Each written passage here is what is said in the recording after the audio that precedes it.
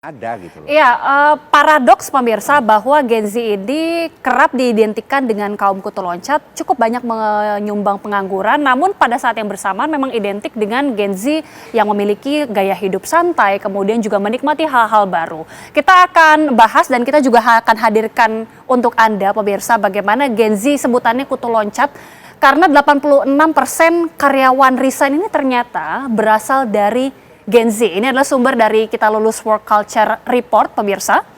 Dan selanjutnya, bagaimana kemudian Gen Z ini memutuskan berpindah perusahaan dalam rentang waktu yang begitu cepat? Sejumlah alasan sudah terekam dalam survei. 33% pemirsa karena ada tawaran dari perusahaan lain, 25% pekerjaan tidak sesuai dengan passion, 25% lainnya karena alasan pekerjaan yang menumpuk, dan 21% sisanya karena alasannya budaya kerja perusahaan.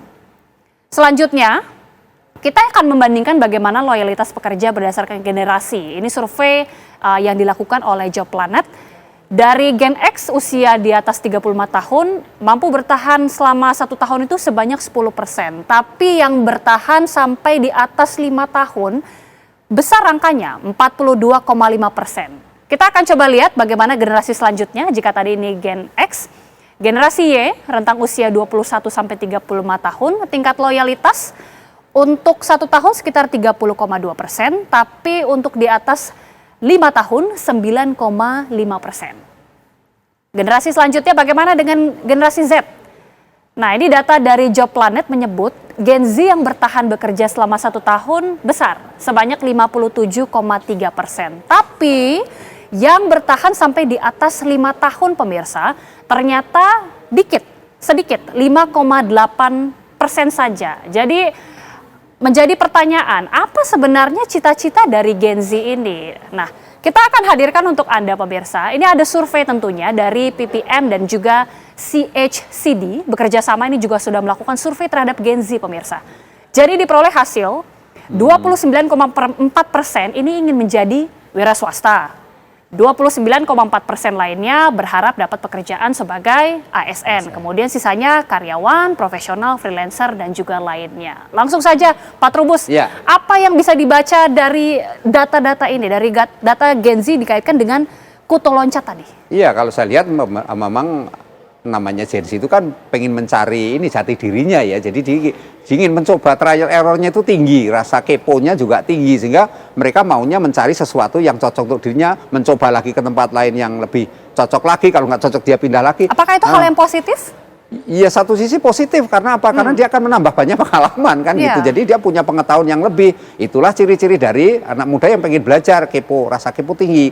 Tetapi persoalannya memang kemudian bagaimana perusahaan yang tempat dia bekerja, begitu sudah dididik, sudah dilatih dengan bagus, akhirnya dia berpindah. Kan dia akhirnya merugilah, bahasa kerennya kan merugi. Jadi, tetapi ini persoalan yang menarik bahwa kenapa kok pilihannya kebanyakan di dunia PNS gitu ya, ASN. Nah, ini juga pikiran pemerintah harus membuka seluas-luasnya ini untuk ASN agar dari kalangan Gen Z itu bisa diterima gitu. Dan termasuk di dalamnya adalah dunia entrepreneur, pariwisata, wirausaha itu. Jadi ini yang perlu diperhatikan. Artinya di sini Kementerian UMKM, Kementerian yang kaitan dengan ASN, Kemenpan RB perlu membuat kebijakan juga gitu, termasuk Menaker juga. Nah, sehingga semuanya terintegrasi, bagaimana kolaborasi untuk menciptakan satu kebijakan yang betul-betul bisa istilahnya melindungi kepada Gen Z dan masa depan Gen Z itu sendiri gitu, sehingga mereka tidak menjadi generasi yang frustasi, generasi yang kemudian merasa diri sebagai yang tidak diperhatikan atau termarginalkan. Apakah ini sebenarnya menjadi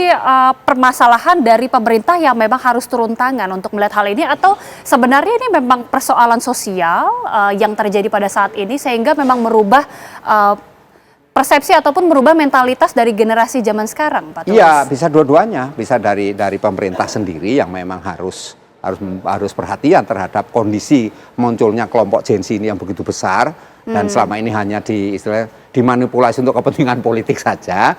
Nah, sekarang bagaimana kemudian juga ini adalah bagian dari masalah sosial, karena bagaimanapun juga dia kan juga punya jaringan, punya pertemanan, dan dia juga punya asa yang tinggi terhadap, semangatnya juga sangat tinggi terhadap hal-hal yang sifatnya kebaruan.